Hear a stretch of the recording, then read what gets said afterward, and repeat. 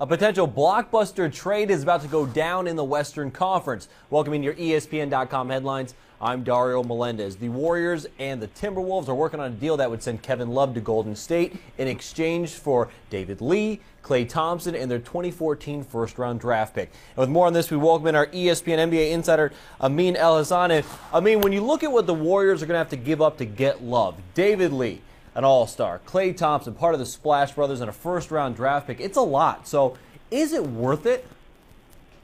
Absolutely. Absolutely, because when you look at Kevin Love, he's the type of transcendent talent, one of the best players in the game today. You're going to have to give up something of worth to get him. When you talk about David Lee, talk about a guy who has a contract that's probably above what he's worth, and you're talking about a guy who plays the same position as Kevin Love. So you really don't lose sleep about losing that one.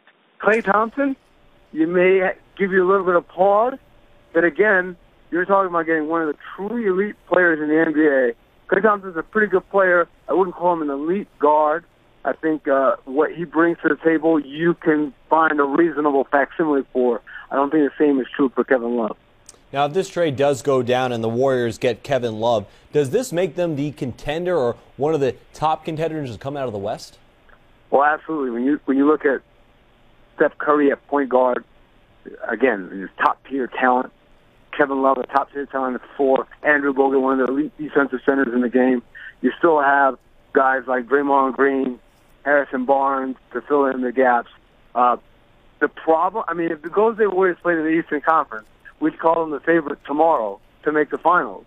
The problem is they play out west, and they have to see the Clippers in division, and they have to see the Spurs and the Rockets and the Blazers, and the list goes on.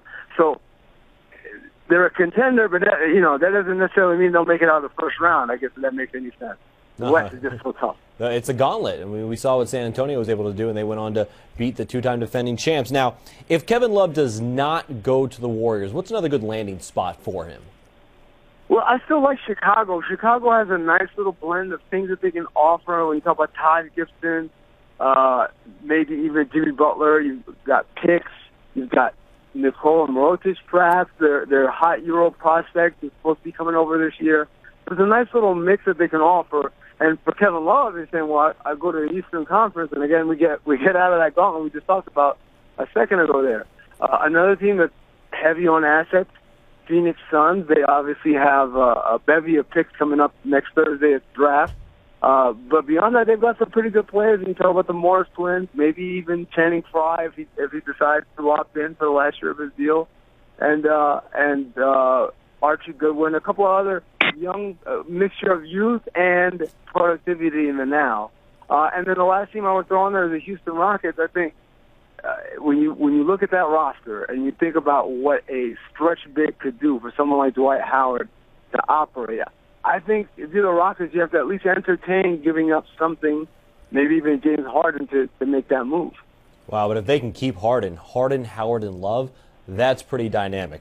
Well, that's our ESPN NBA insider, Amin Elhassan, with the latest on Kevin Love and a possible trade to the Warriors. And remember, for your latest headlines, keep right here on ESPN.com. I'm Dario Melendez.